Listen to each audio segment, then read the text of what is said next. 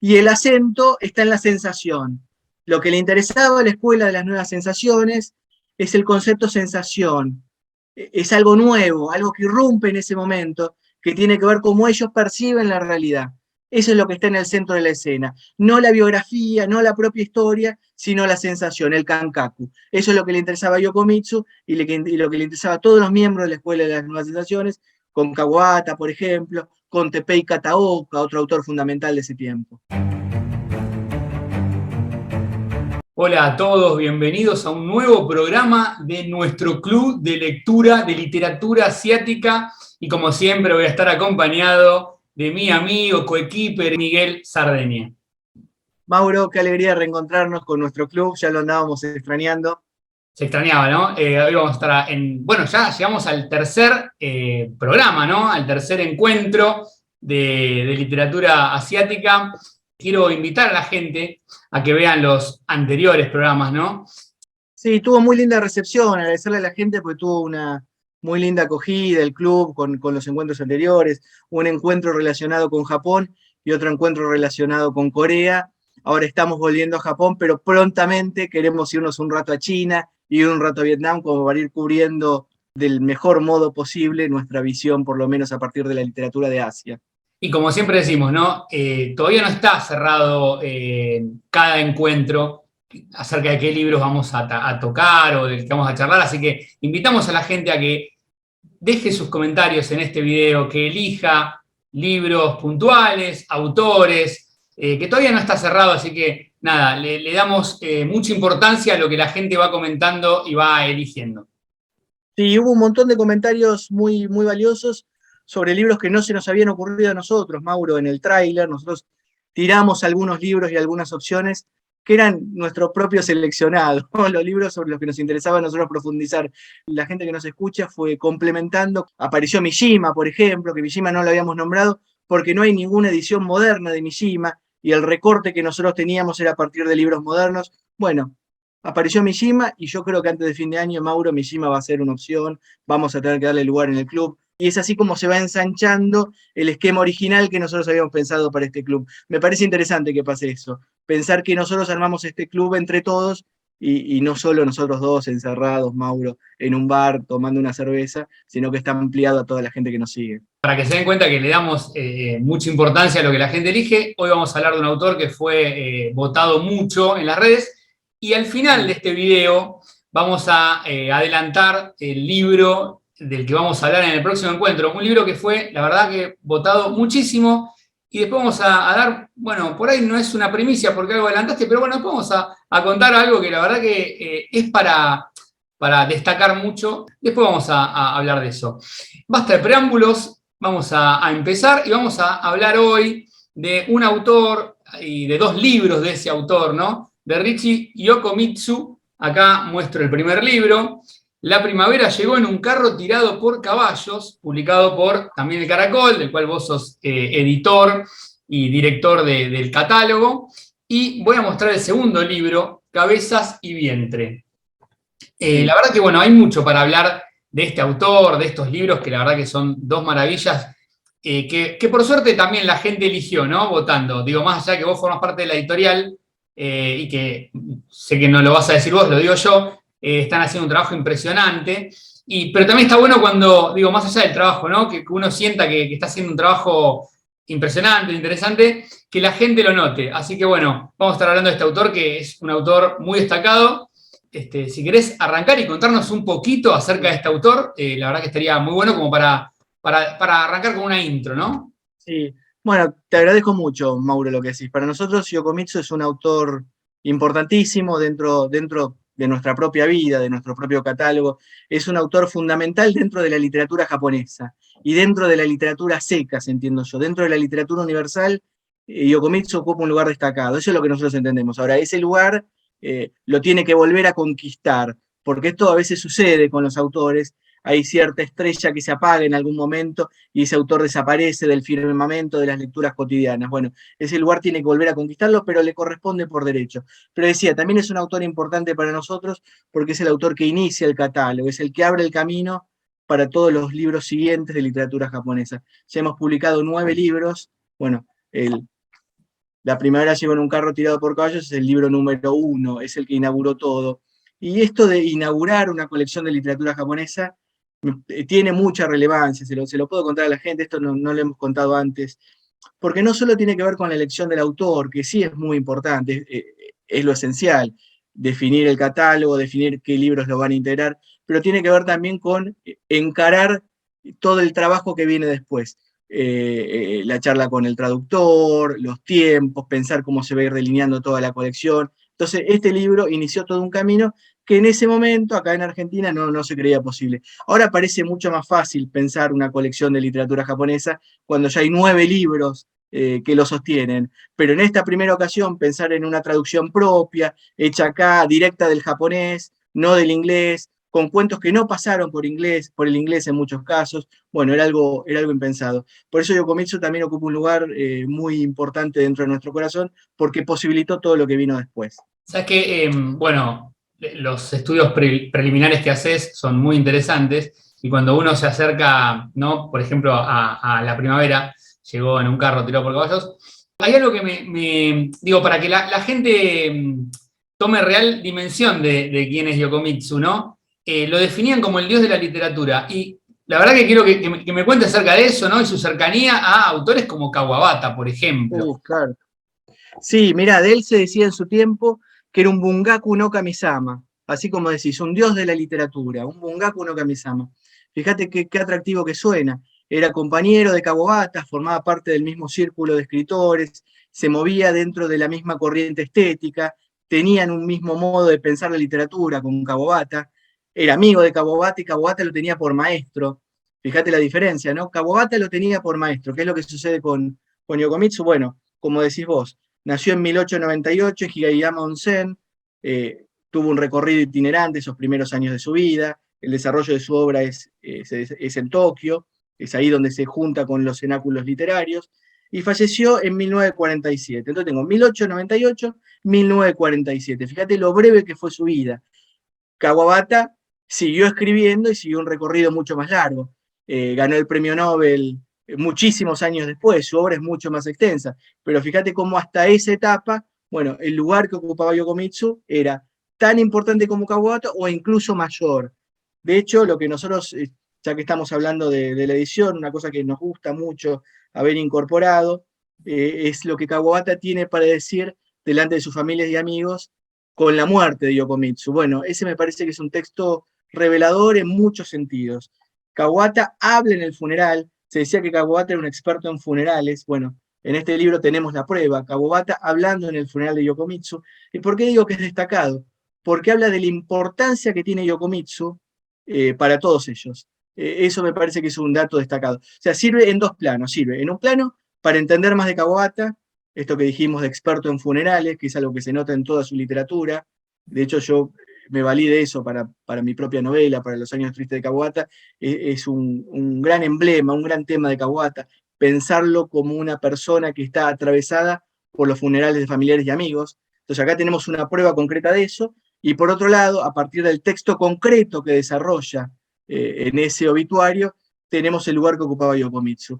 En mi canal, Mauro, si lo quieren buscar, yo leí ese obituario, así que es una carilla y media, y es verdaderamente muy sentida. Y lo que cuenta ahí es cómo siente que, bueno, con una nación destruida, que es lo que viene después de la guerra, después de la derrota, después de la rendición, siente cómo se van muriendo todos sus amigos, cómo va llegando el tiempo de decir adiós y cómo se va quedando solo. Bueno, es terrible eso, pensar que uno se va quedando solo cuando se van muriendo todos los afectos. No, terrible, terrible. Y bueno, antes hablabas un poquito, ¿no? Y me interesaba esto del trasfondo que hay, de cómo llegan a Yokomitsu ustedes, por qué esta decisión de arrancar con Yokomitsu. Y hay algo que no es un dato menor, ¿no? Que uno no se encuentra con libros de Yokomitsu, o no se encontraba en su momento con libros de Yokomitsu en castellano acá en el país. Digo, son cosas para destacar, que por ahí a veces uno no se detiene, ¿no? A decir, o sea, digamos, si no estaría también el Caracol, no estaría, tal vez, Yokomitsu en la Argentina, ¿no? Sí, ni en Argentina ni en habla hispana, Mauro. Claro, No claro. tenía traducciones al castellano. Hay una única traducción pionera en los años 50 de un único cuento, del En cuento Sur, ¿no? Tiempo. En Sur, bueno, fíjate lo que fueron esos tiempos, es una época dorada y añorada de nuestro país, imposible que se reedite con Victoria Campo y con Sur. Bueno, no vivimos ese tiempo, por supuesto que no lo Por vivimos, somos muy supuesto. jóvenes, Mauro, pero todavía la gloria de ese tiempo, bueno, sigue tendiendo sus redes hacia nuestro devenir, el tiempo que nos toca vivir a nosotros. Fíjate lo importante que fue. Fuera de ese cuento pionero, no hay ninguna otra traducción de un cuento de Yokomitsu al castellano. Y las traducciones al inglés son poquitas, son poquitas. Hay un libro de Dennis King, Love and Other Stories, y hay algunos otros cuentos en algunas antologías importantes. Esto es en inglés y no hay demasiado. Tuvo mala suerte Yokomitsu porque su biógrafo en inglés, Dennis King, del que le estoy hablando, que tiene un libro dedicado exclusivamente a él, un libro que se llama Modernismo.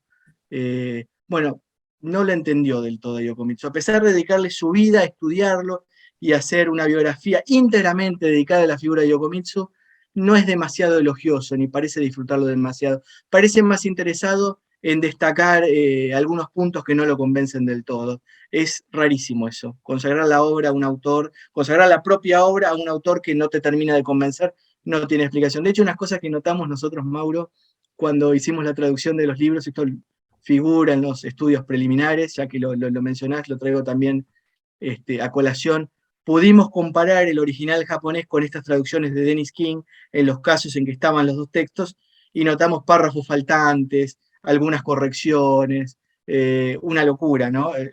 Corregir al autor que estás traduciendo. Corregirlo en los términos de él, ¿no? Porque es una Claro, claro, corrección claro. ideológica, Un tema hasta caprichoso, ¿no? caprichosa y siendo un mal escritor o siendo peor escritor que el que estás traduciendo, ¿no? Es imperdonable eso. Y en esto que te decía antes, ¿no? Lo de la mesa chica, ¿cómo fue bueno, cómo llegan a Yokomitsu ustedes? ¿Por qué deciden Yokomitsu, ¿no? Arrancar con Yokomitsu. ¿Cómo se dio esto por ahí hasta en una charla de la mesa chica? Y después contar cómo es el proceso, ¿no? El trabajo con los traductores. Me parece muy interesante para que la gente también comprenda todo lo que hay atrás, todo el trasfondo de cómo llega este libro, que digamos, vuelvo a mostrar uno de los libros. La verdad que en cuanto al libro objeto es impecable y la traducción también. La traducción de estos libros, bueno, son impecables. Bueno, muchas gracias, Mauro. Digámoslo quiénes son, Sí, sí, te iba a quiénes decir son esto, los nombrar a los traductores. traductores, pues es importante también no destacar esas cosas. Sí, el trabajo es de Masako Kano, Mariana Alonso y Maya Worsnop. Hicieron un trabajo bellísimo. Son traductoras, bueno, Mariana Alonso es la directora de la editorial, pero tanto Masako Kano como Maya Worsnop son traductoras habituales de nuestros libros. Los van a encontrar en varios libros nuestros, así que, bueno, muy contentos con el trabajo que hacen. No solo las queremos mucho, sino que las admiramos. Admiramos el trabajo que hacen y el agradecimiento es un agradecimiento profundo. Te cuento eso de la mesa chica. Es interesante el camino que está tomando la charla, a diferencia de otros encuentros del Club Mauro, porque tenemos la posibilidad de recorrer un poco la trastienda antes de meternos por ahí en los temas, que es lo que no se podía hacer, de los temas del autor, digo. Es algo que no se podía hacer en los otros libros porque en ese caso éramos meramente lectores. Acá tenemos Claro. como Bueno, acá un poco más de adentro. estoy frente al editor, así que es una ventaja. En este caso podemos hablar de otras cosas también, ¿no? Sí, sí, no, y además se disfruta mucho este tipo de charlas, Mauro.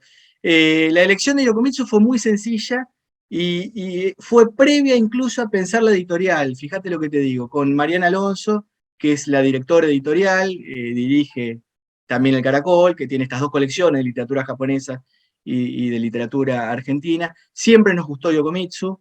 Cuando hace muchísimos años, dábamos un curso de literatura japonesa en la UBA, yo me encargaba de la narrativa y Mariana se encargaba de la parte de poesía. Teníamos esa división en el curso que hacíamos, y un autor que nos gustaba mucho era Yokomitsu.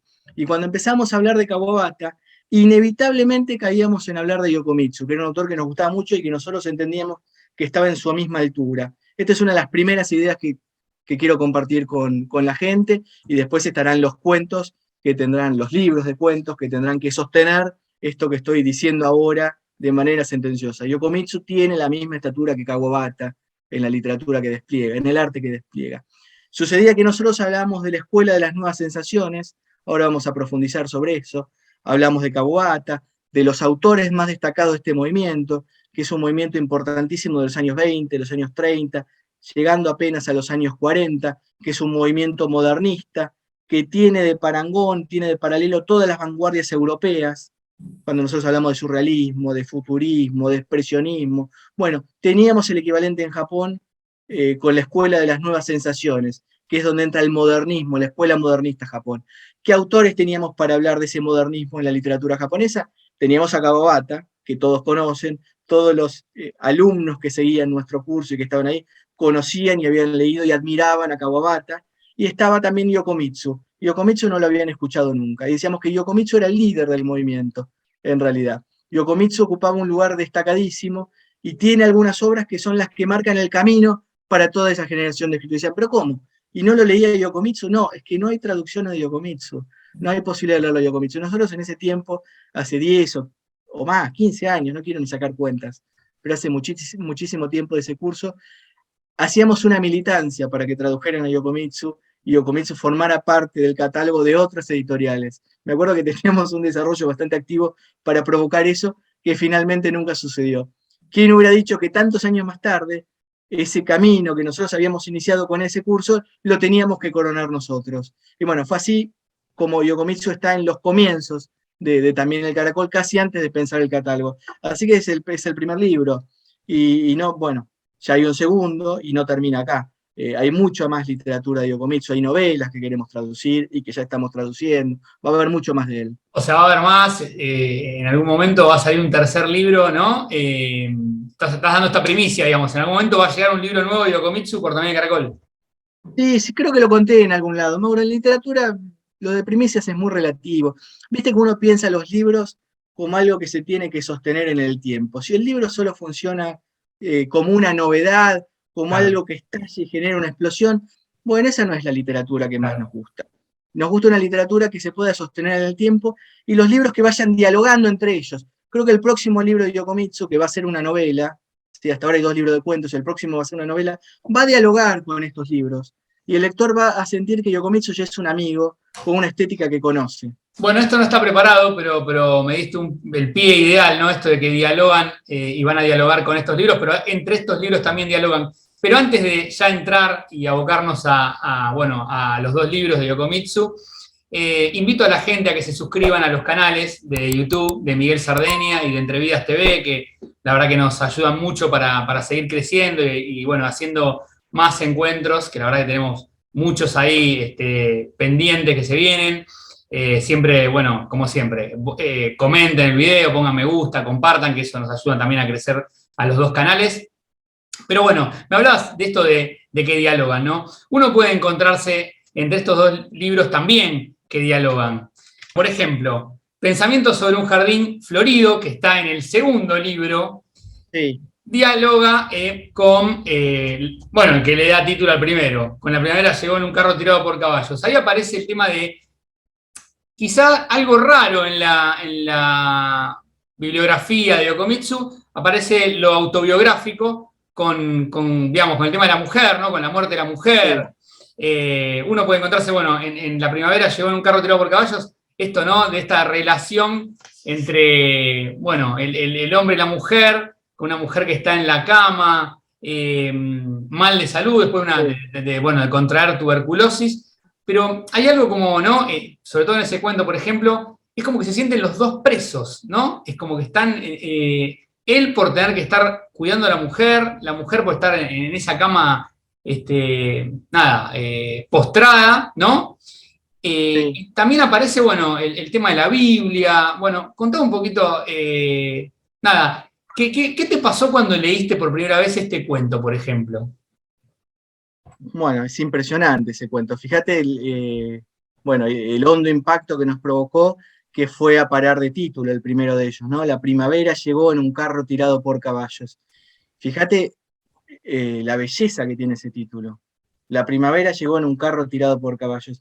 Y esto es interesante porque la belleza que tiene ese título contrasta con la trama, con la materia que va a narrar, Claro. porque la historia que va a narrar es una historia descarnada, que nos va a golpear de manera profunda. Esto me parece que es interesante, Mauro, es pensar, porque esto es algo muy japonés, pensar la belleza asociada con la tristeza. ¿Sí? No pensar que este título, e incluso esta estampa, que es una estampa apacible, es una estampa de Hiroshige, Hablabas antes del diseño, los diseños son de Sofía Baracali, que es la que hace todas nuestras tapas y la que está encargada de la imagen general de la editorial. Fíjate que es casi una trampa, es pensar en algo apacible, pero detrás está esta idea de cárcel, de prisión y de muerte, ¿no? Es un marido cuidando a su esposa en sus momentos finales, le está acompañando en el momento final.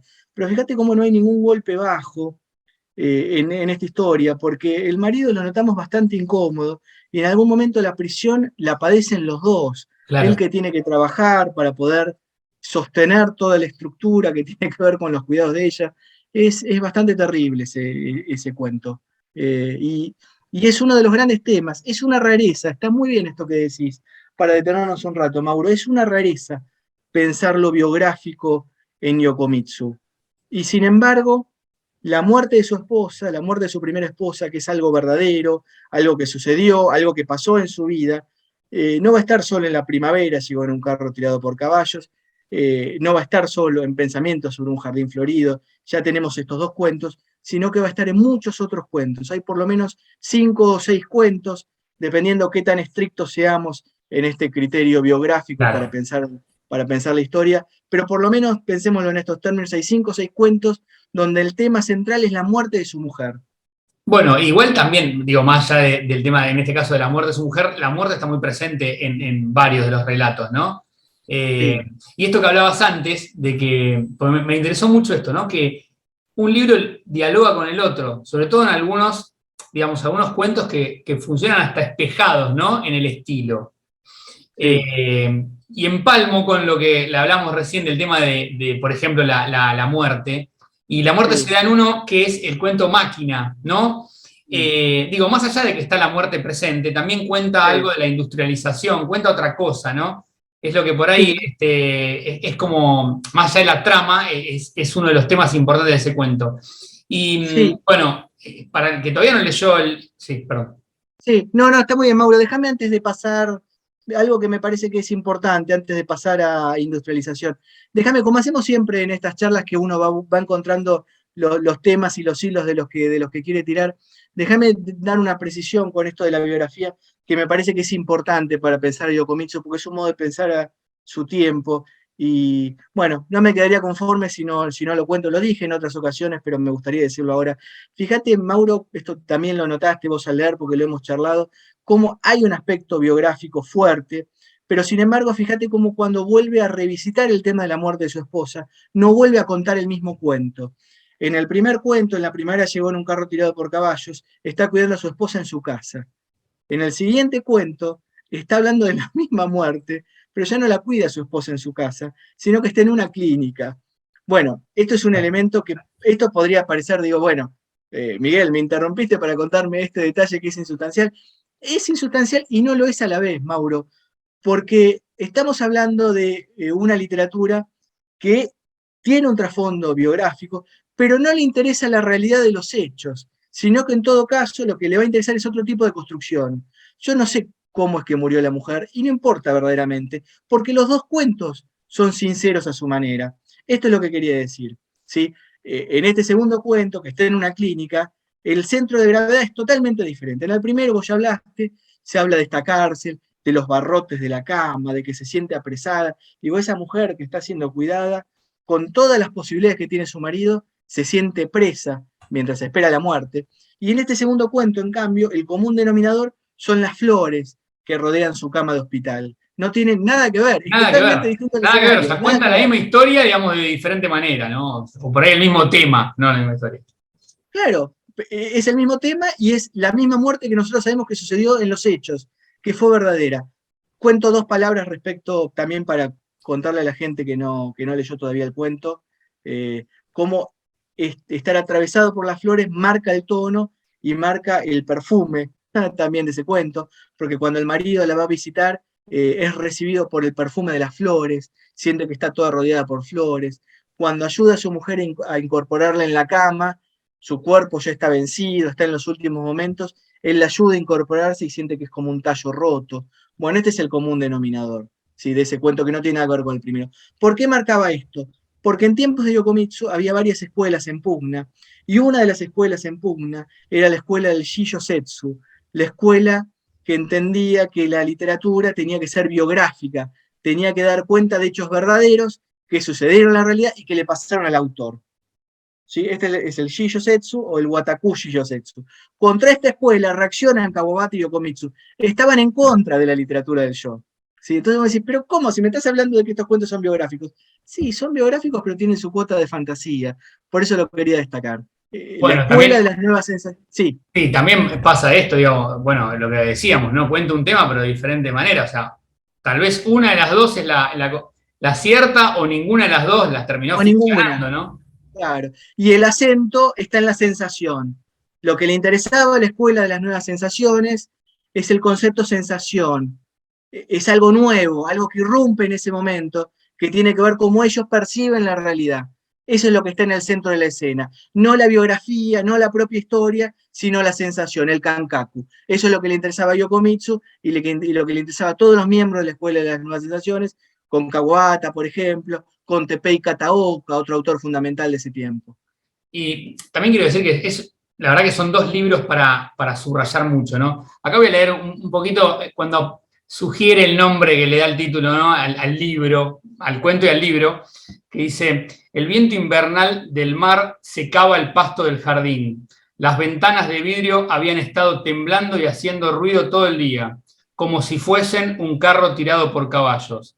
Por mucho tiempo él había ignorado el mar enorme que lo esperaba en su puerta. Digamos, es un libro para subrayar todo el tiempo, ¿no? O sea, todo el tiempo, o sea, desde cuando él también cuenta lo de la jaula, esa cama con la jaula, bueno, imagino que tenés ahí mucho también subrayado, pero la verdad que cómo cuenta hasta lo feo, ¿no? Que tiene que ver esto que vos decís, digamos, el título digamos, que le da el nombre al libro, que ustedes decidieron que vaya con título de libro, es Sí. maravilloso, la tapa es hermosa, y por ahí está contando algo horrible No, de una manera tal cual. bella. No, fíjate lo que leíste, cómo hay un bombardeo de los sentidos. Exacto. ¿Sí? Hay un bombardeo de los sentidos, es impresionante, es bellísimo ese pasaje. Y es sensorial, es cinematográfico. Bueno, esto también es importante, antes de meternos en ese otro aspecto que tiene que ver con la industrialización y con otra de las escuelas que estaban en ese momento en pugna, que es el movimiento proletario. Bueno, ya empezamos a desandar un poco el camino con estas dos grandes corrientes que quería que le quedara clara a la gente, porque también es interesante pensar contra qué se reacciona, contra qué se está escribiendo, o cuál es la bandera que uno quiere plantar. Bueno, la bandera que se quiere plantar es la bandera de la sensación. Esta es un poco la idea. Incluso en estos cuentos que tienen un aspecto biográfico. Sí, es increíble, pero además cómo lo cuenta, ¿no? Es algo para destacar. Bueno, si querés entramos ahora en máquina y esto, ¿no? Por supuesto, sí. Espejado que uno puede encontrarse. Lo de máquina, la verdad que, bueno, aparece en la industrialización. Vamos a contar un poco, ¿no? Que es un grupo de empleados que buscan eliminarse entre sí, todo por una fórmula, ¿no? Que está guardada, o sea, una fórmula que tiene un dueño, o sea, el dueño de esta empresa, guardada, ¿no? En un cuarto oscuro, y ellos buscan eliminarse entre sí. Y ahí hasta saca las peores miserias, ¿no? De la gente, va como creciendo en cuanto a la violencia con la que uno se va encontrando en este cuento. Sí, sí, es uno, bueno, es uno de los cuentos que le granjean a Yokomitsu su fama. Para algunos este cuento Máquina es una de las grandes obras de su producción. Y estoy de acuerdo, yo puedo tener otro cuento preferido.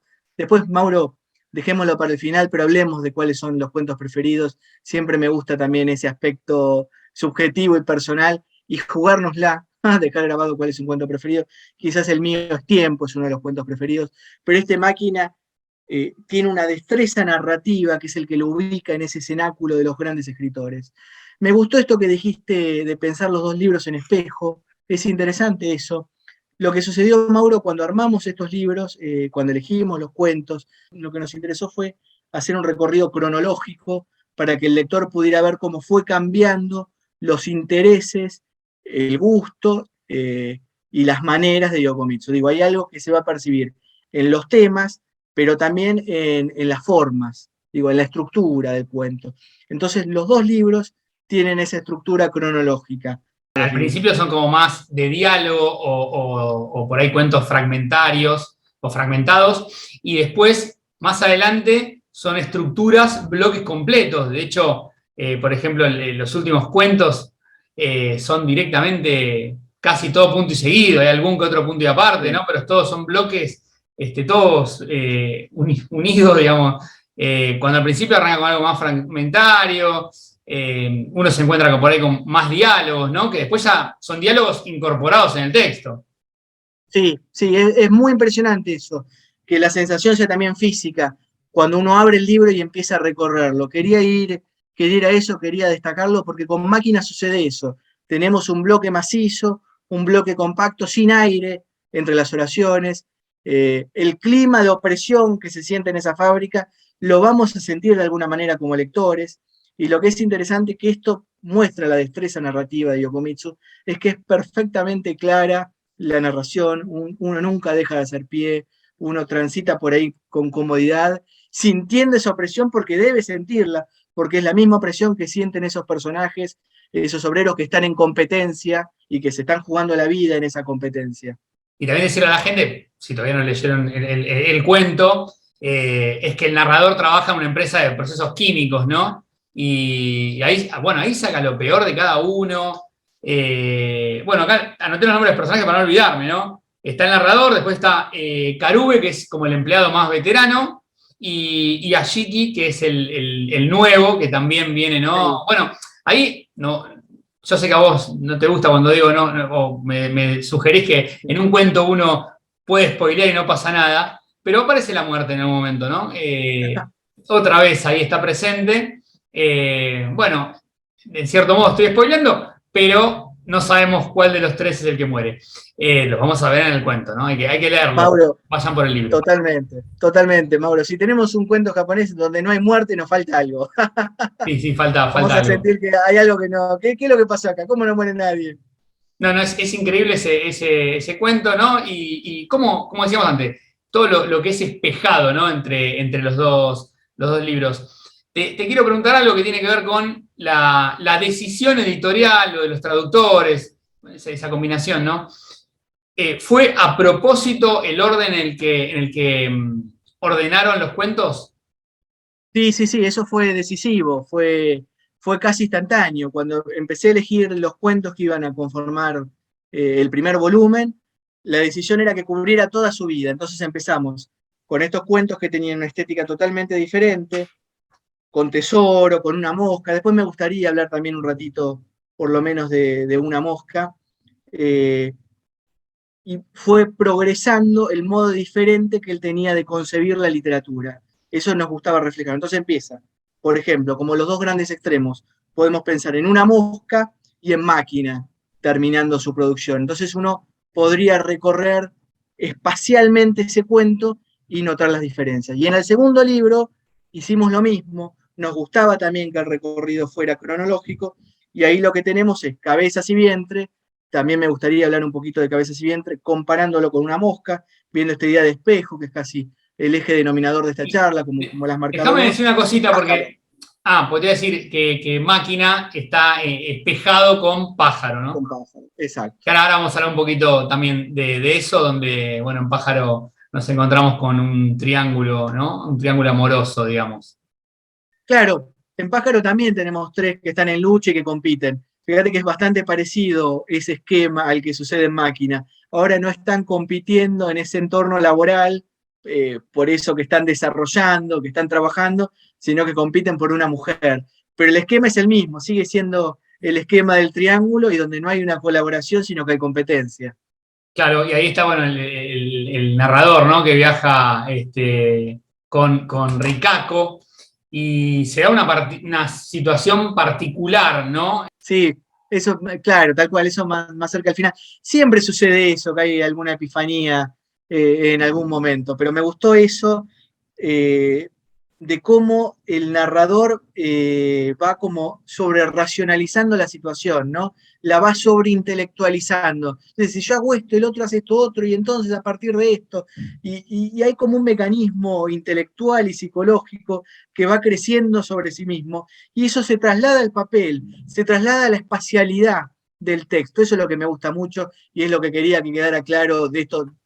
de esta zona, de estos dos cuentos, pero de ese tiempo de la literatura de Yokomitsu. ¿Puedo leer una cosita que anoté, que subrayé, que me gustó mucho de Máquina? Sí, Me por parece supuesto. muy interesante también, ¿no? Esto cuando empiezan a competir, que uno busca liquidar, digamos, al narrador. Su hostilidad creció, y aunque yo creía que era un tonto, sospeché que, justamente por su estupidez, podía volverse peligroso. Que alguien te convierta por capricho en su enemigo es bastante divertido, porque uno puede burlarse mientras dure el enfrentamiento. Tardé en darme cuenta de que ese placer me estaba jugando en contra. Es impresionante, ¿no? Bueno, uno puede, como te decía antes, puede estar subrayando mucho, ¿no? Este libro, cada cuento. Pero bueno, habla de esto, ¿no? De esta competencia que ya no tiene, no hay ningún código en esa empresa, ¿no? Tal cual. Y me gustó esta cita, Mauro, porque fíjate lo diferente que es con la cita anterior, que estábamos dentro de otra estética, que estábamos en esa estética donde explotaba la sensación, la impresión sensorial, el kankaku. Bueno, acá tenemos algo mucho más intelectual. Está bueno ese contraste. Señalaste dos cosas, hiciste dos citas y no tienen nada que ver una con la otra. Nada. Y sin embargo son grandes emblemas, grandes mojones de su literatura. Bueno, hablaste de emblemas, ¿no? Y hay un comienzo, y después, esto lo leo yo, y después si querés, tenés algo marcado, me imagino ahí, muchísimo debes tener marcado. Hay un inicio muy emblemático en uno de los cuentos del segundo libro, el que le da lugar, ¿no? O título al libro Cabezas y Vientre, que es muy emblemático, que es cómo comienza, ¿no? Y ahora vamos a hablar un poquito de esto que también funciona espejado entre, en este caso, como dijiste antes, Cabezas y Vientre, con una mosca. Y quería nada más leer el principio de Cabezas y Vientre, que la verdad que es muy emblemático, ¿no? Era mediodía. El tren expreso especial corría repleto a toda velocidad. A lo largo de las vías, las pequeñas estaciones eran ignoradas como rocas. Bueno, te quería preguntar, ¿no? Porque sé que es muy emblemático este comienzo, que generó mucho ruido en ese momento. Y bueno, preguntarte, ¿no? ¿Por qué se dio esto? Sí, es bastante impresionante, ¿no? Que este comienzo, apenas estos tres renglones, se hayan transformado en una bandera eh, que nucleó a todo este grupo de jóvenes escritores, entre los que estaban, como dijimos, Kawabata, Teppei Kataoka y muchos más. Estaban, por ejemplo, Hisaburo Shuichiya, Yoichi Nakagawa, Toko Kon, son todos autores que no los escucharon nombrar. Probablemente los únicos que escucharon nombrar son Kawabata y ahora Yokomitsu y Teppei Kataoka. Bueno, la idea es ensanchar ese abanico de autores que formaban parte de este movimiento, que tenía como bandera ese principio. Ese principio fundó la escuela de las nuevas sensaciones, a partir de una única palabra, mediodía, Mahiru. Así empieza el cuento, era mediodía, Mahiru.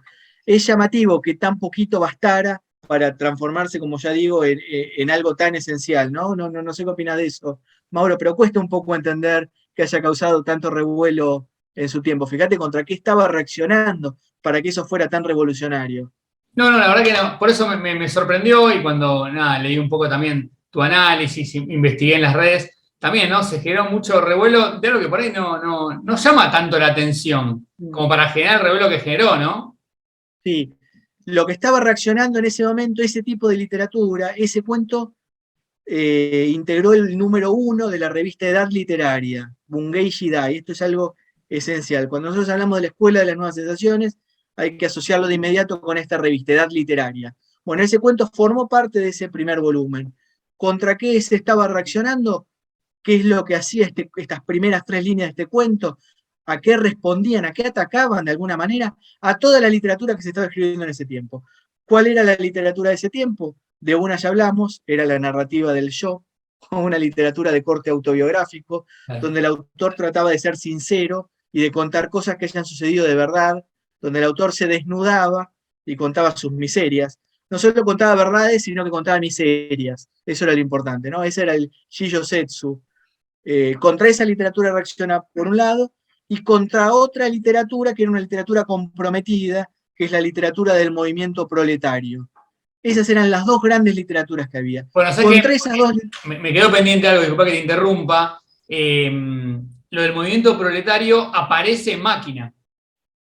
Bueno, es interesante eso para explorarlo. Es interesante para explorarlo y para detenernos un segundo, Mauro, buen apunte. Decía que esta literatura de Yokomitsu reacciona contra la literatura del yo y contra el movimiento de la literatura proletaria. Con este comienzo que no tiene nada que ver, que ahora lo vamos a profundizar y vamos a tratar de justificar esto que estoy diciendo tan rápidamente. Y sin embargo, a pesar de esto que digo, aparece ese cuento con la muerte de la mujer, esos dos cuentos que ya vimos, La primavera llegó en un carro tirado por caballos y Pensamientos sobre un jardín florido, que parecería ser narrativa del yo, y aparece un cuento como Máquina, que podría ser literatura proletaria. Fíjate qué aparente contradicción. Bueno, lo que pasa es que uno podría pensar que esos cuentos con la mujer no son verdaderamente autobiográficos, yo estoy de acuerdo, no lo son, tienen su grado de fantasía, de idealización, de ficción, en definitiva, y Máquina, si bien podría interpretarse como una denuncia de las condiciones de explotación laboral, también podría interpretarse como una parodia, podría interpretarse en otros términos. Digo, eso queda librado en todo caso al lector y a los críticos. Digo, puede leerse bajo un signo y bajo el signo contrario. Eso me parecía que es interesante. Y también lo que es interesante de esto, Mauro, es que uno puede ver cómo Yokomitsu es varios escritores a la vez. Uno dice, bueno, es un escritor modernista, es un escritor de la escuela de las nuevas sensaciones. Bueno, pero esta otra escuela de su tiempo parece que también lo influenció. Y esta otra escuela también de su tiempo parece que también lo influenció. Entonces las tres escuelas, de alguna manera, están contenidas en su literatura, ya sea para recibirlas o para atacarlas, pero aparecen en su literatura. Y hablando un segundito, ¿no? De Cabezas y Vientre, el cuento puntualmente, para el que todavía no leyó el cuento.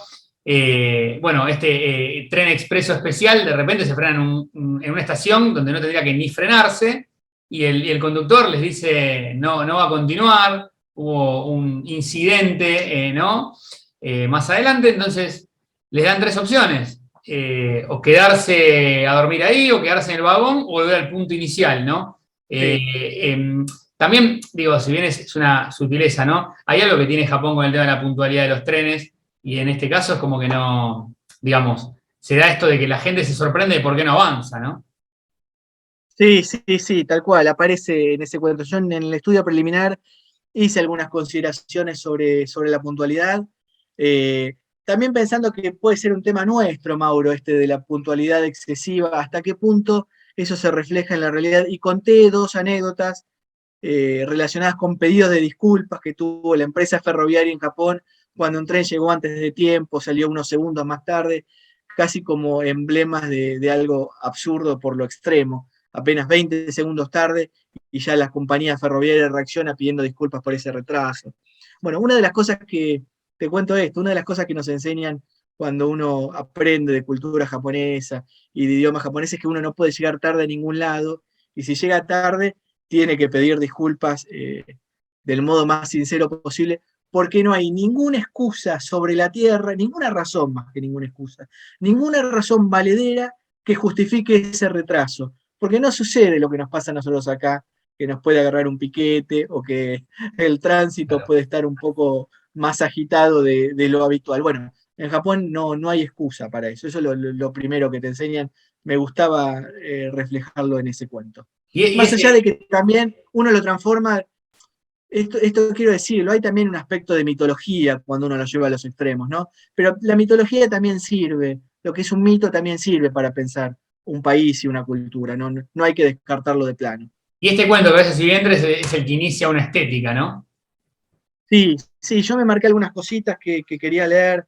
Está muy bueno ese comienzo que leíste porque ya los elementos que van a ser característicos del movimiento aparecen ahí cuando uno los empieza a ver, que es la estética de la velocidad. Bueno, eso es algo que es importante, que van a hacer con este movimiento de las nuevas sensaciones.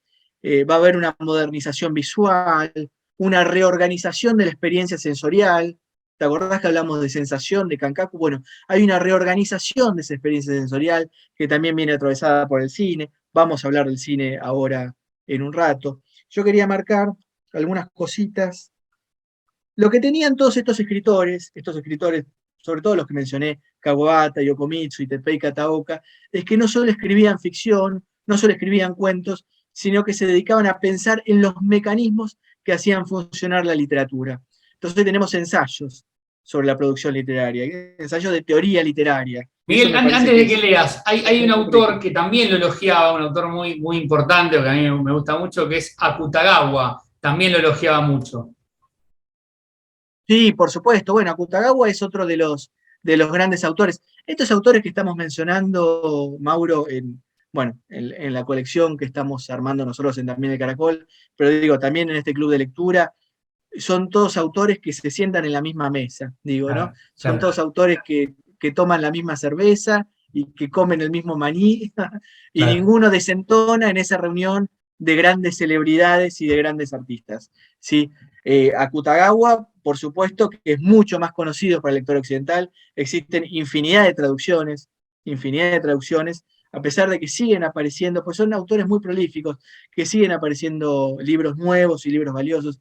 Yo leí hace poco un libro de poesía que editó Duino, lo recomiendo vivamente a la gente que nos escuche. Probablemente en algún momento haga algo en el canal sobre ese libro, porque es un libro que disfruté mucho. Tiene una traducción de Camilla, Alejandra Camilla, que es una autora argentina eh, que nos encanta lo que escribe. Sí. Eh, Disfrutamos mucho sus cuentos, su literatura. Bueno, tiene una traducción de Alejandra Camilla y de su padre, que traduce poesía de Akutagawa.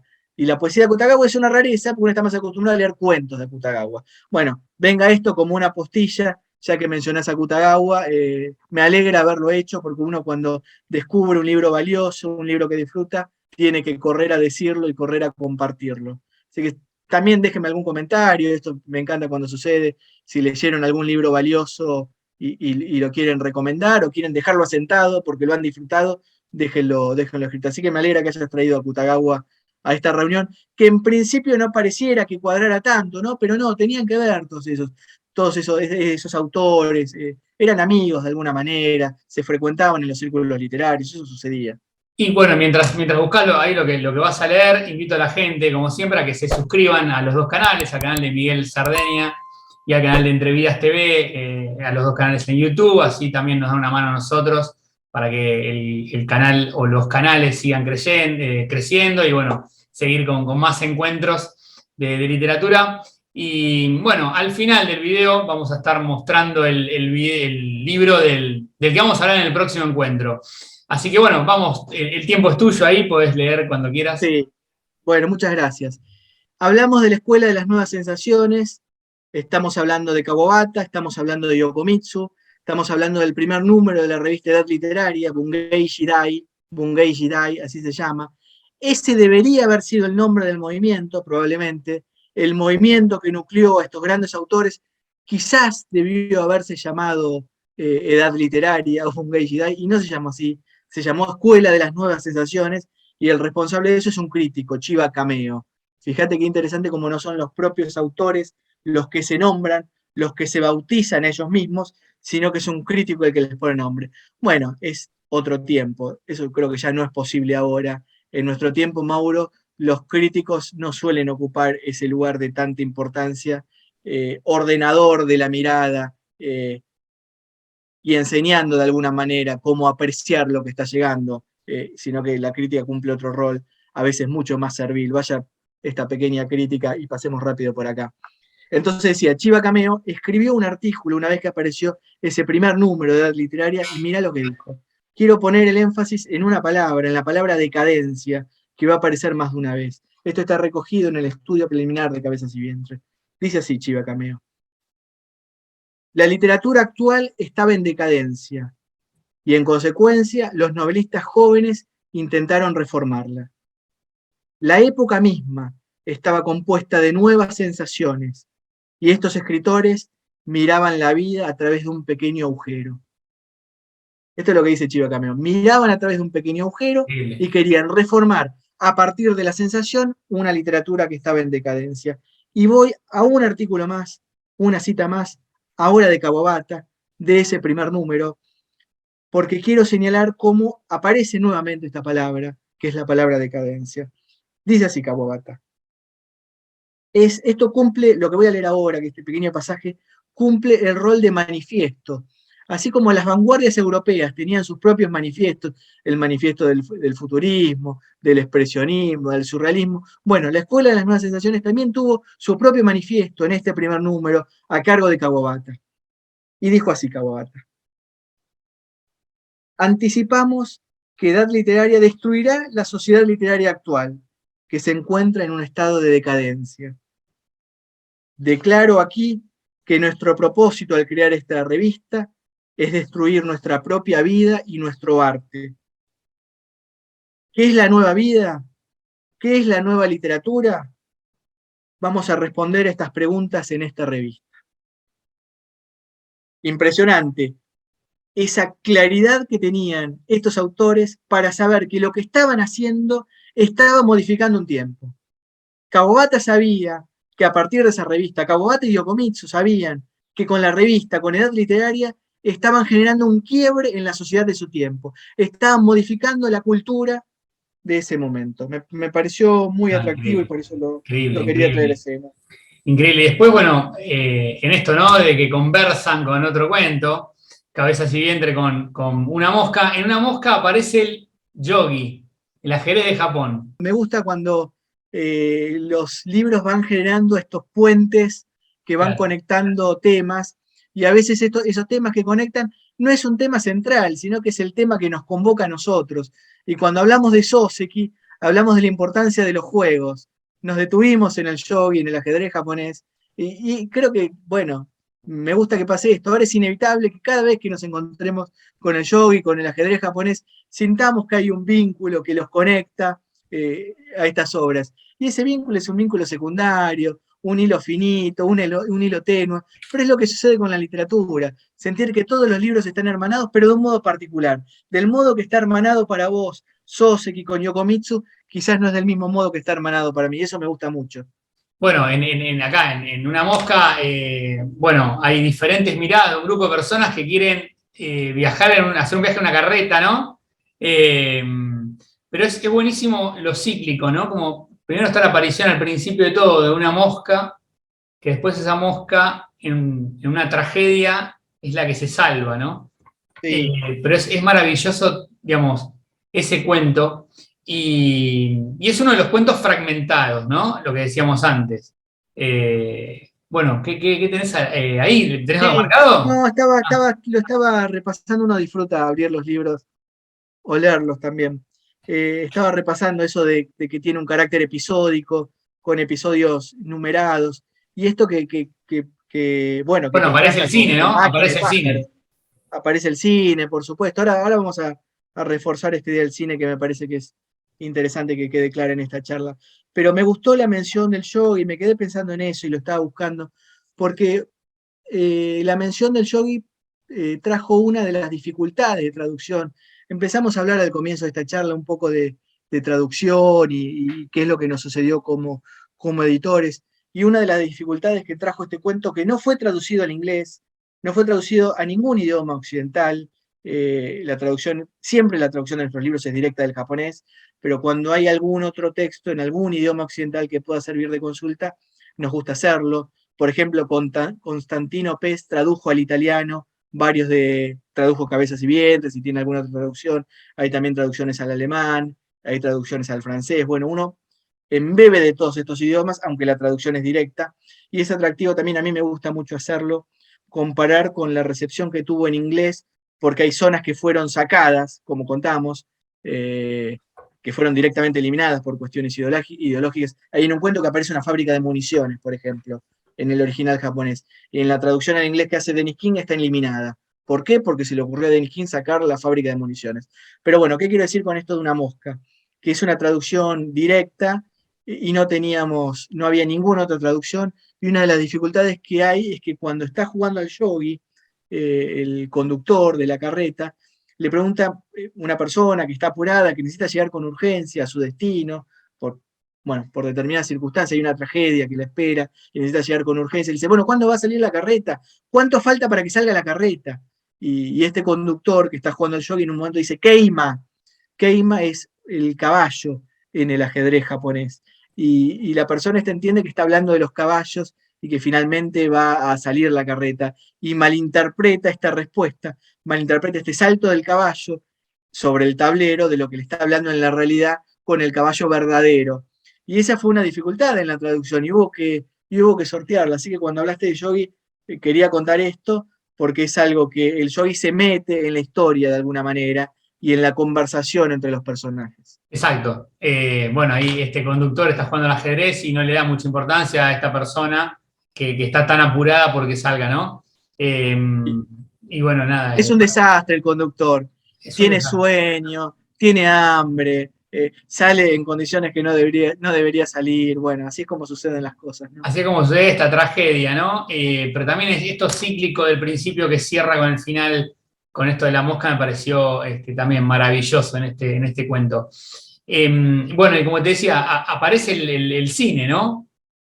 Sí, en el recorte íbamos a eso, tenés razón, en el recorte este de episodios, bueno, tiene mucho que ver con la técnica del montaje, pasar de un cuadro al otro, que haya Exacto. saltos abruptos, bueno, esa es la estética del cine. Lo que sucedía en esos tiempos, en los años 20, es que irrumpe dentro del cine un nuevo modo de recibir esa experiencia sensorial. Siempre estamos hablando de las sensaciones y de nuevas sensaciones con esta literatura. Lo que había en el cine hasta entonces era el cine mudo y había el Benji era un narrador, el Benji era incluso una celebridad más importante que los propios actores, que lo que hacía era narrar lo que sucedía en la pantalla. No solo repetía el diálogo de los personajes en la pantalla, que era una pantalla de cine mudo, sino que además narraba lo que sucedía, poniéndole cosas propias muchas veces, ¿no? Ahí estaba el talento de este Benji, de este narrador, que es una figura que no tiene parangón en otro tipo de literatura. Y a Yokomitsu lo que le sucede es que está cambiando, este sería el final de la historia, Claro. de ese cine mudo, con esta participación del Benji, al cine sonoro, donde hay una irrupción diferente de las sensaciones, del sonido, donde va a ser diferente cómo se va a recibir el fenómeno artístico. Eso es lo que Bueno, y quería decir. ahí en una mosca uno se encuentra con textos muy cortos, ¿no? Divididos por números, son textos muy cortitos, que van mostrando diferentes personajes que tienen que ver con este viaje que quieren hacer, ¿no? Claro, claro. Déjame decir dos cositas sobre esto que me parecen interesantes. Esta figura del Benji aparece en otro de cuento que hemos publicado en la editorial, un cuento de Rintaro Takeda, la ópera japonesa de los 3 centavos. Yo subí al canal un audiolibro, si lo quieren buscar. Me parece que puede ser interesante para ilustrar esto, porque ahí tenemos un Benji, este narrador de películas mudas, que te lo muestra viviendo en un edificio, en un vecindario, relacionándose con el resto de los vecinos y el lugar de importancia que ocupa. Y lo interesante de esta actividad que desarrolla el Benji es que también toma un rol sindical, participando de una huelga que hay en ese momento. ¿Una huelga de qué? De Benjis, porque los Benjis se están quedando sin trabajo en este cambio de tiempo donde el Benji no va a ser más necesario. Entonces fíjate cómo engancha con todo lo que estoy diciendo. Esa figura que era central, que era una celebridad, va a dejar de tener ese rol preponderante, van a ser todos echados, y eso es lo que pone en escena el cuento. Es un cuento que tiene mucha de ironía, es un cuento, es interesante porque es gracioso, es hilarante, pero tiene un costado de denuncia. El movimiento proletario no podía tener esta gracia, esta ironía, sino que era mucho más trágico. Y Takeda está como a mitad de camino entre las nuevas sensaciones, esto que estamos hablando con Yokomitsu, y el movimiento proletario. Participó del movimiento proletario en algún momento, pero ya podía darle una vuelta a esto. Por eso lo quería contar. Y un último elemento, este es el segundo que quería contar. Takeda Rintaro fundó una revista que se llamó Mahiru, que es lo que hablamos al principio de Cabezas y Vientres. Mauro fundó una revista que se llamó Mediodía. Simplemente con la palabra mediodía, él quería enrolarse dentro de esta estética de las nuevas sensaciones, en ese tiempo de su producción literaria. Como decimos siempre, un autor va cambiando de intereses, va cambiando de gustos, y después se fue volcando hacia esa literatura proletaria. Pero Takeda puede ser interesante para que lo busquen en sintonía con Yokomitsu y van a encontrar cosas en mi canal que les va a permitir, conectar con esto del Benji y conectar con esto de mediodía. Me parecía que era importante decirlo. Es interesante cómo Yokomitsu va cambiando, ¿no? A medida que pasa el tiempo en el estilo, ¿no? Sí, es fuertísimo, es muy fuerte. Por eso en el libro lo quisimos destacar, queríamos que el lector lo notara. Por eso ese recorrido que es cronológico. Si los cuentos estuvieran desordenados, quizás no sería tan notorio, Claro, pero al estar ordenados cronológicamente hay un cambio y ya no se vuelve al primer paso, ¿no? claro. Digo, no es que hay una evolución, porque Por- hay obras maestras dentro de los primeros cuentos, simplemente es un cambio, no una evolución. Porque es increíble como no es un autor lineal. Viste que a veces uno se encuentra con muchos autores que por ahí el estilo es muy replicado en sus historias. Acá no, o en la manera de contar las historias, ¿no? Sí, Acá uno se encuentra sí. con, bueno, está buenísimo esto que hicieron ustedes. De hecho, bueno, vuelvo a mostrar las tapas de los libros, así también para el que se engancha por ahí a mitad de video, que sepa que estamos hablando de dos libros de Yokomitsu, La primavera llegó en un carro tirado por caballos, publicado por también el Caracol, y Cabezas y Vientre, también publicado por también el Caracol, dos libros que recomendamos mucho, bueno, que estamos analizando en este video. De paso, quiero invitar a la gente a que comenten en este video, que compartan, que comenten qué les está pareciendo esa charla, si tienen algo para sugerir, si quieren también, bueno, empezar a votar próximos títulos de otros nuevos encuentros. Y de paso, bueno, como siempre decimos, que se suscriban al canal de YouTube de Miguel Sardeña y de Entrevidas TV, que bueno, la verdad que nos ayuda un montón. Podemos seguir hablando, tenemos un poquito más para hablar de Yokomitsu. Eh, hay un cuento, la verdad que bastante, digamos que polémico, que es Tesoro, ¿no? Que es la historia de Sueo, un hombre obsesionado con su sobrina, eh, Sí, que es la hija de Orica, ¿no? Que en un momento hasta fantasea con casarse, con ella, es como que tiene un cuidado extremo, tiene miedo que le pase algo, ¿no? Es bastante polémico el texto. sí, sí. Bueno, mira, esto tiene que ver con algo que dijimos antes, que la traducción al inglés de este cuento nos deparó varias sorpresas cuando hicimos la comparación con el texto en japonés. Este casi es como un berretín de crítico literario, ¿no? El de tratar de comparar distintas traducciones para ver cómo fue recibido un autor. Y lo que notamos es que había párrafos que los habían retirado de la traducción al inglés, que estaban en el original japonés y los habían retirado del inglés. Y lo que habían retirado, Mauro, es esto que vos estás destacando, esto que a vos te llama la atención y que te hace marcarlo como un cuento que tiene algo de polémica. Bueno, en el cuento en inglés tenía menos polémica, digamos.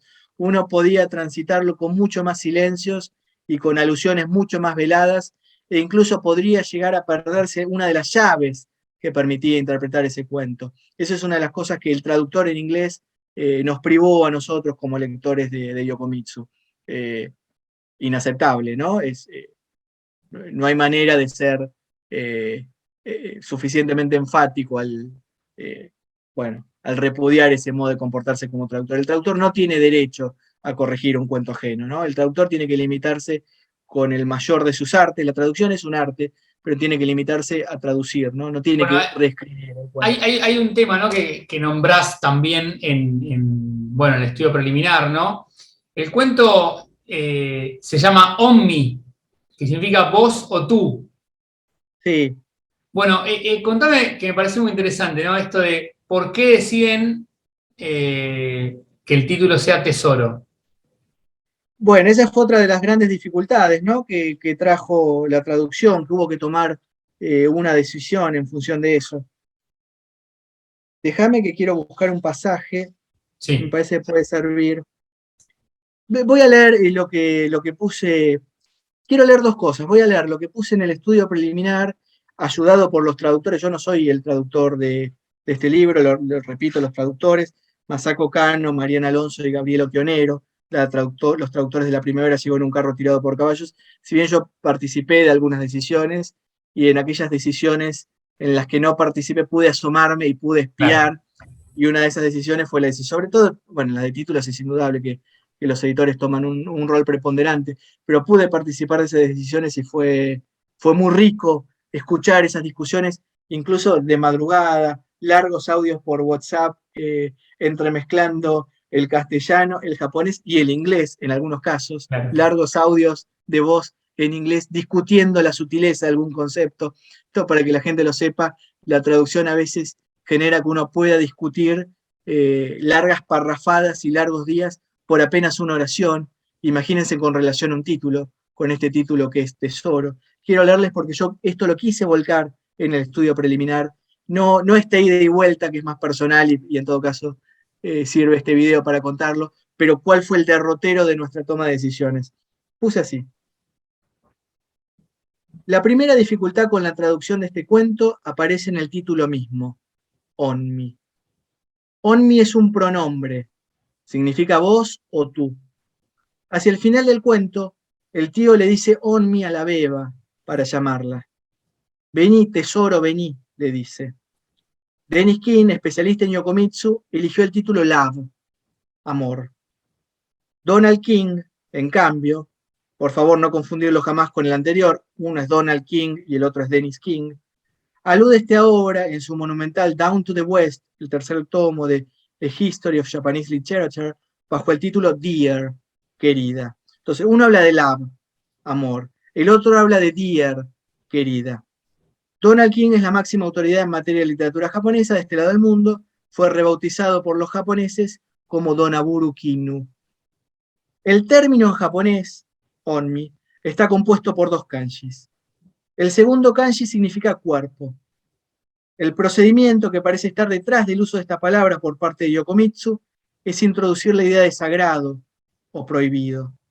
Poner en escena la ambivalencia que tiene el tío frente al cuerpo de esa personita pequeña y sus propios deseos que le cuesta contener. Por eso elegimos tesoro nosotros. La intención fue buscar una palabra que transmitiera esa idea de cuerpo sagrado y que funcionara a la vez como título y como vocativo, que es lo que hace Yokomitsu. Esa fue la dificultad. ¿Se entendió, Mauro? Exacto. Pensar en una palabra que aludiera a cuerpo, que aludiera a sagrado, que es lo que tiene el kanji, y que fuera también un vocativo, que es algo más invisible, más pequeño, ¿no? Uno tiene que meter la palabra tesoro y sagrado casi de contrabando. Uno de los traductores lo hizo como love, otro lo hizo como dear, nosotros lo hicimos como tesoro. Qué Entonces, increíble, ¿no? También como estas diferencias entre ellos dos, ¿no? Entre estos dos traductores. Habla de amor, sí, habla de querida, es como que, por ejemplo, el de querida lo suaviza bastante, ¿no? sí, sí. Sí, a nosotros nos gustó que fuera tesoro. Cuando encontramos la palabra tesoro, imagínate, Mauro, la felicidad que sentimos. Sentimos que era la traducción adecuada, era la palabra adecuada, y ese es el vocativo porque es también el modo que un tío, o este tío, no cualquier tío, pero este tío Claro. podía hablar De hecho, con su sobrino. Yuki, que es la sobrina, cuando está con él llora, no quiere estar con él, ¿no? Es como No, tal que cual, siente algo, ¿no? Esto de rechazo por el tío. tal cual. Y lo que quería leer ahora, esto que me guardé, Mauro, hablando de Dennis King, que es este traductor especialista en Yokomitsu, te conté antes que hubo párrafos enteros que retiró, que sacó y que operaban como llave para entender ese texto. Quiero leer ahora una de esas llaves, una de las llaves que retiró, que no están en su traducción en inglés. ¿Qué quiero decir con esto? Que todos los lectores en inglés de Yokomitsu durante más de 50 años, porque es la única traducción que todavía sigue dando vuelta, lo leyeron en estas condiciones, sin el párrafo que voy a leer ahora, que es el que probablemente a vos te hizo pensar que era polémico. Exacto. Voy entonces a la lectura. Vamos. Leo. Dice así, mirá. Le dio un beso en los labios. Sus labios húmedos olían a leche. La niña lo miró y se llevó la mano a la boca. Con su puñito, que parecía un caracol, se frotó la nariz. Impresionante. Terrible, terrible. Un beso con olor a leche. Bueno, esto es lo que nos había privado el traductor original y no está bien. Y no está bien. Y no es en el único caso, pasó en más de un lugar. Pero en este caso no era algo escenográfico, como en eso de las municiones, la fábrica de municiones que se transformaba en una fábrica de botas. Sí. Ese era un cambio escenográfico, aunque por el momento que estaba viviendo Japón, no era solo el escenográfico, sino que tenía algo de rebeldía, poder decirlo, que el lado feo de la ciudad estaba, había humo, había mugre, había tifus y había una fábrica de municiones. En ese cuento es importante, aunque es escenográfico. Acá es directamente la llave para comprender el texto. Sí, entiendo yo. el tema que también, ¿no? Lo que se da en este caso es que es grave que el traductor decida algo que el autor, digamos, para el autor fue importante, ¿no? Escribir esto, ¿no? Pero es muy común, Mauro. No, Es muy no, está común. bien, pero digo, no, Eso, muy común dentro de la literatura japonesa, quiero exacto, decir. exacto. Porque hay una particularidad que no tienen otros traductores, esto es lo que quería decir con lo que es muy común, que no la tienen otros traductores, otras comunidades culturales, que es que al funcionar el inglés como uno de los idiomas de transbordo, bueno, la relación entre Japón y Estados Unidos, sobre todo en algún momento, estaban decidiendo cómo iba a llegar de alguna manera. Entonces es inevitable que hubiera censura, aunque en este caso, esta censura que estamos contando responde a otra lógica, no a la misma lógica que la de la fábrica de municiones. Pero hay Claro. un montón de otros autores contemporáneos a Yokomitsu que, bueno, que eran censurados en Japón y censurados en Estados Unidos. Estamos traduciendo, ya estamos en la etapa final, es el próximo libro que va a salir también el Caracol, Calles Militarizadas, de Denji Kuroshima, que tiene una particularidad, es una novela, un autor del movimiento proletario, uno de los autores más importantes del movimiento proletario, Denji Kuroshima. Seguro que los que nos escuchan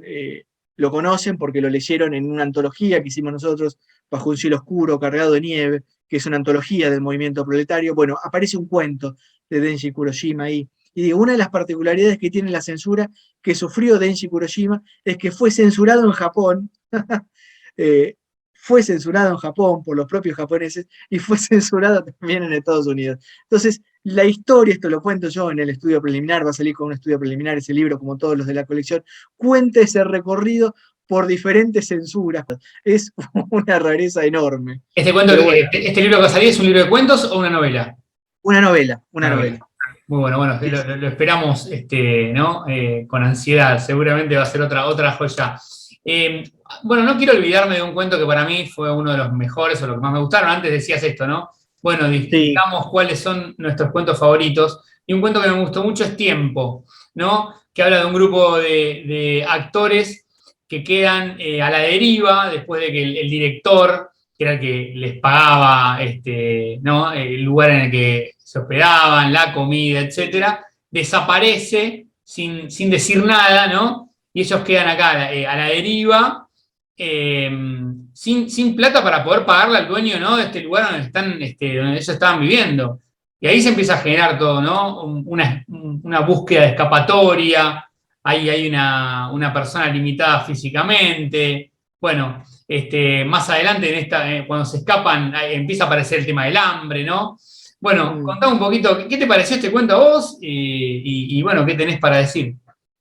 Bueno, es un cuentazo, es un cuentazo. Exacto, exacto. Posiblemente sea uno de mis cuentos preferidos. En la editorial discutimos esto de cuentos preferidos, pero Yokomitsu genera esto, que cada uno pueda tener un cuento preferido distinto, respondiendo a una estética diferente. Lo que pasó con tiempo, que fue el primer cuento que leí de Yokomitsu, yo lo leí, bueno, en ese curso que daba, uno de los cuentos que compartía era este tiempo. ¿Y qué es lo que me gusta? Que tiene algo kafkiano, Mauro, pero un Kafka Exacto. muy particular. ¿Por qué este Kafka japonés? ¿Por qué es kafkiano? Porque estos tipos que están escapando, escapan por no poder pagar el alquiler, son perseguidos por una figura, una figura de una estatura llamativa, ¿no? El dueño de ese hospedaje tiene casi proporciones mitológicas, uno lo imagina en esos términos. No es algo que esté dicho con toda claridad, quizás yo estoy siendo mucho más enfático de lo que es el cuento. Eso también sucede cuando uno lee literatura japonesa, que uno traslada palabras y empieza a contar el argumento, termina siendo más enfático que el propio cuento. Bueno, parece inevitable eso, pero digo, esa escapatoria tiene algo de kafkiano, pero con esta particularidad, esto quería ir, es un Kafka atravesado por el budismo, y eso es Exacto, una aparece el rareza budismo. muy atractiva, muy Aparece, atractiva. aparece el budismo, ¿no? Sobre el final, el final es un final budista, absolutamente budista, con el modo en que asisten a una persona a través de, juntan agua, no importa contar esto, no importa demasiado, la emoción de leer el cuento no tiene que ver con un final, sobre todo en la literatura japonesa. En la literatura japonesa, olvídense de encontrar un final que termine como un martillo, como un golpe de martillo. Esto no sucede en la literatura japonesa. En otro tipo de literatura, bueno, hay excepciones, por supuesto, ya esto lo decimos siempre. Si estamos leyendo literatura policial, por supuesto que el final va a ser importante, pero en este tipo de literatura no es importante. Decía, ¿dónde aparece el budismo? Esto lo quería contar porque es también un modo de contagiar la lectura. Le quieren acercar agua a uno de estos viajeros, de estos artistas itinerantes que están escapando porque no pueden pagar el alquiler, y le acercan agua, pero el modo de acercarle el agua a través de un arroyo que pasa por ahí cerca, al lado de un molino, es juntando el agua con sombreros, pero el agua se va escurriendo, entonces van juntando los sombreros y cada vez llega menos agua porque se va escurriendo en el sombrero. Hay mucho budismo en esa imagen de juntar agua que se va escurriendo a través de la tela de un sombrero. Es un final bellísimo, es un final bellísimo. A mí es un cuento que me gusta mucho y es un cuento que solo ese cuento ya justifica el libro, aunque ya hablamos de muchos otros cuentos que van por caminos totalmente diferentes. Van a encontrar mucho budismo en la literatura de Yokomitsu. Marqué algo cortito que quería leer, si estás de acuerdo. Un Sí. poquito que me pareció, me encantó. ¿Por qué esforzarse para evitar que otro muera habría de resultar beneficioso para alguien? Aun cuando lográramos escapar de la muerte, nada nos aseguraba que cuando nos tocara morir en el futuro, podríamos hacerlo con tanta calma como en ese momento. Sí, Terrible. impresionante, Terrible. impresionante. No, es un cuentazo. Te quiero contar algo, que yo sé que anduvimos por lecturas parecidas porque estos días nos estuvimos contagiando también. Fíjate que tiene algo de la bailarina Disu, ese grupo de artistas itinerantes que Exacto. en este cuento están escapando. En la bailarina Disu, que es un cuento de esa misma época y es un cuento neosensacionista. La bailarina Disu de Kawabata, ¿sí? Tiempo de Yokomitsu. Misma época, misma estética, misma corriente literaria, escuela de las nuevas sensaciones. La bailarina Disu, seguro todos ustedes leyeron, o por lo menos escucharon nombrar con seguridad, y si no leyeron, vayan a leerlo. Tiene más la estructura de una novela que de un cuento, Exacto. pero hay un grupo de artistas que están recorriendo el desfiladero del Monte Amagi, y bueno, y está el narrador que está enamorado de una chica que es parte de este grupo de artistas itinerantes que son pobres, como estos personajes de Yokomitsu. Así que me parece que son dos historias que se pueden leer en paralelo, porque también Yokomitsu nos pide que lo leamos en paralelo con Kawabata. Así que me parece buenísima esta asociación. Bueno, eso es un cuento que forma parte de un libro que recibe el mismo nombre, ¿no? La Valeria de Itzu, que bueno, me gustaría, ¿no? Si quieren, porque es un libro que a mí me gusta mucho, si quieren, no quiero sugerírselo, pero bueno, si quieren comentar bueno, pedirnos ese libro para que lo tengamos en cuenta, me gustaría mucho porque es un libro que me gusta, y bueno, acá Miguel es fanático, ¿no? De Kawabata, pero ese libro para mí es de lo mejor de Kawabata. La verdad que tenemos mucho para hablar, teníamos mucho, ya hablamos un montón, había mucho marcado. No sé si querés agregar algo más, pero la verdad que No, hablamos mucho de sí, estos dos hicimos libros, ¿no?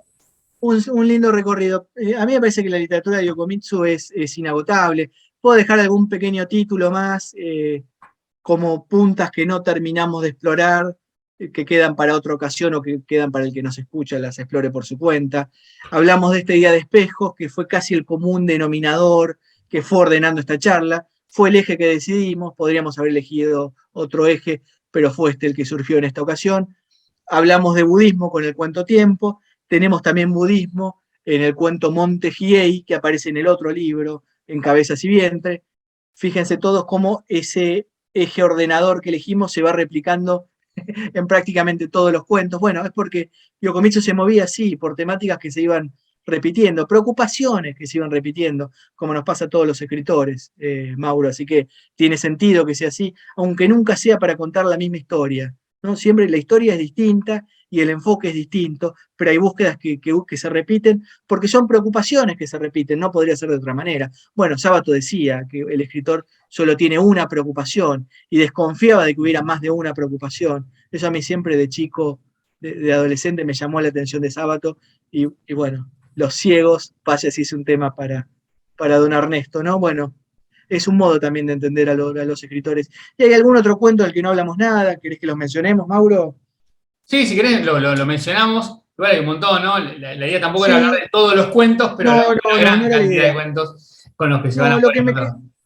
no, es imposible y además la intención siempre en este club de lectura es, por lo menos en algunos de los temas, tratar de sentir que no nos quedamos en la superficie, sino que descendemos un poco al símbolo, que tratamos de arrojar luz sobre algún tema más pequeño y más oscuro, y no simplemente contar tramas. Nos aburre contar tramas. La trama simplemente es un disparador para tratar de llegar un poco más lejos, ¿no? Siempre hay que desconfiar cuando en un club de lectura solo se habla de tramas y no se habla de procedimientos o de búsquedas estéticas. Bueno, eso por lo menos es una idea personal que yo sé que Exacto, compartís. Pero exacto. hay dos cuentos que quiero mencionar, solo así como digo, como título, para que tengan en cuenta, que son Siete pisos de ejercicios y En la profundidad del pueblo. Estos dos cuentos que aparecen en Cabezas y Vientres me gustaba mucho porque lo que va a poner en juego ahí es otro elemento que todavía no hablamos, que aparece acá por primera vez y también en esta charla, que tiene que ver con un deambular por el espacio físico. Hay un deambular por el espacio físico que es novedoso. En Siete pisos de ejercicio aparecen las tiendas de Ginza y hay un recorrido que sigue el narrador, un recorrido que es surrealista. La descripción es surrealista. Voy a leer los primeros Sí. tres renglones en ese recorrido surrealista que realiza el narrador. Eso es bastante llamativo y bastante sintomático pensándolo en estos términos de modernización. En la profundidad del pueblo sucede lo mismo. Hay una descripción del pueblo y el narrador, que no tiene nombre, recién va a aparecer en el segundo o tercer párrafo, recién va a ser nombrado. Quizás puedo mostrar un primer párrafo de Sí, estos va dos cuentos. deambulando, va describiendo los locales con los que se va cruzando y después se va a la cima de una colina a contemplar, ¿no? Y desde ahí Sí, puede percibir las diferencias entre el norte y el sur. Un norte más sí, bello, más limpio, el sur con el humo de las fábricas, ¿no? Y la mugre y toda esa diferencia, ¿no? Todo desde arriba, contempla la ciudad, ¿no? sí. Arranco por ese entonces. Lo que quería destacar es este deambular por el espacio físico, que es algo que cambia en ese momento. Después del gran terremoto de Kanto en 1923, la experiencia sensorial se va a transformar. Este cuento es de 1925. Y fíjense cómo la espacialidad va a ser distinta. Comienza así, leo directamente el comienzo, no una parte del medio, no una zona de más adelante, sino que así comienza la historia. En la esquina había una zapatería. Tenía las paredes, del piso al techo, repletas de zapatos negros. Entre las paredes negras de zapatos, que se cerraban como puertas pesadas, la joven que atendía permanecía siempre cabizbaja. Al lado había una relojería de la que brotaban relojes entramados con exuberancia. Al lado una tienda de huevos con un hombre calvo que usaba una toallita atada en la cabeza, sentado en una espuma interminable de huevos. Al lado una tienda de loza. En medio de una blancura fría como la de una clínica, la dueña, todavía joven y vivaz, parecía a punto de patear en cualquier momento las pilas de platos. Al lado, una florería. La joven de la tienda estaba más sucia que las flores. Entre las flores aparecía a veces la cara tonta y abstraída de un niño. En la sastrería de al lado colgaban maniquíes sin cabeza. Un hombre olía el aroma que llegaban de la taberna de enfrente, mientras escarbaba el oído con la punta de un dedo anémico. Al lado una librería abría su boca como una armadura y sigue describiendo ese espacio físico. Al lado, hay ese recorrido. Hasta que mucho después, mira, en la página siguiente, dice, él, un narrador sin nombre, él pasaba todos los días en silencio frente a los negocios y subía a la cima de la colina verde que había detrás. Bueno, este es el comienzo de este cuento en la profundidad del pueblo, y leo ahora, y ya con esto cerramos, Mauro, el comienzo del otro cuento, Siete pisos de ejercicio, que habla de las tiendas de Ginza, y quiero que miren también cómo la descripción tiene algo de surreal. Recién habla de los relojes, que son un entramado exuberante. Bueno, fíjense ahora donde eso se va a profundizar. Siete pisos de ejercicio es de 1927, y comienza así. Hoy es una continuación de ayer. El ascensor sigue vomitando. Una mujer se lanza sobre los chocolates. Otra se zambulle entre medias. Vestidos rock montante y carteras de gala. La cabeza que asoma sobre el cerco de sombrillas es de Norico. Espejos dentro de estuches de maquillaje. Una columna de sombreros de dama sigue una pila de jabones. Almohadas de pluma rodean un bosque de bastones. En una montaña de botellas de perfume, Keiko se entrega a la disipación desde la mañana. El gentío fluye hacia el interior del centro comercial, entre carteras y cuchillos, valles de comida enlatada y acantilados de zapatos, cintas y cordones trepan a las flores. Muy Es bueno, bellísimo, muy es bueno, muy bellísimo este bueno. comienzo. La verdad Bueno, que eso es lo último que quería. Me parece que es suficiente como para que tengan un panorama lo más completo posible, teniendo en cuenta, bueno, las condiciones de esta transmisión, ¿no? Uno podría dedicarle un curso entero a Yokomitsu y sentiría que le siguen faltando cosas. la verdad que impecable este autor, ¿no? Espero que les haya gustado la charla. Pueden comentar qué les parece la charla, pueden compartir, ponerle me gusta. También pueden votar nuevos autores, nuevos títulos para los próximos encuentros de nuestro club de lectura y literatura asiática. Bueno, suscribirse, como siempre le decimos, a los dos canales, al de Miguel Sardenia y al de Entrevías TV, ambos canales en YouTube, que nos ayudan un montón para seguir creciendo. Y bueno, ahora para finalizar esta charla y este nuevo programa, vamos a anunciar cuál va a ser el próximo libro, el próximo autor, pero libro puntual va a ser. Vamos a estar hablando de Indigno de Ser Humano, de Osamu Dazai, un libro que nos pidieron muchísimo en las redes, comentaron, bueno, la verdad que, de hecho, por privado también nos pedían este libro, así que la verdad que, bueno, es un libro que nos gustó mucho, así que va a ser un placer tenerlo también en nuestro encuentro, y además de, igual no vamos a contar mucho del libro, porque eso ya va a quedar en el próximo video, pero también decir que, bueno, esta semana se dio algo maravilloso, ¿no? Hace unos días, y algo muy importante que anunciaron desde también el Caracol que van a estar publicando un libro de Osamu Dazai. Sí, sí, sucedió esta semana, es una alegría enorme para la editorial sumar a Dazai. Hay varios proyectos en la editorial vinculados con Dazai, no solo este que anunciamos, que tiene mucho que ver con el que acabas de nombrar, tiene mucho que ver con Indigno de Ser Humano, porque es una suerte de precuela. Es compleja la palabra precuela porque es algo que Dazai escribió antes, con lo cual Indigno de Ser Humano en realidad sería la segunda parte. Claro. La novela que vamos a traducir nosotros, que estamos trabajando en estos momentos, son los mismos personajes con eventos que sucedieron con anterioridad, así que, bueno, nada, nos encanta Dazai, así que tenía que formar parte del club, eso como primera cuestión. Seguro que encontramos algún vínculo y en el encuentro que viene, cuando hablemos de Indigno de Ser Humano, se va a filtrar algo del trabajo que estamos haciendo también en el Caracol, porque no podemos evitar hablar de aquello que nos apasiona y aquello que nos gusta tanto, Mauro. Así que seguro algo diremos. Seguramente, y bueno, me diste el pie nuevamente. La verdad que nos apasiona hacer este club de lectura, así que bueno, ojalá que les guste este video, los videos anteriores, que nos sigan acompañando y que, bueno, se genere una comunidad, ¿no? Para que podamos seguir creciendo también y seguir con estas charlas que la verdad que disfrutamos mucho. Miguel, como siempre, un placer enorme tenerte acá y a toda la gente también, muchísimas gracias por el apoyo que nos están dando con lo que estamos haciendo. Un abrazo grande. Un gustazo, Mauro. La seguimos pronto. Chau, Chau, chau, nos chau. vemos. Chau, chau.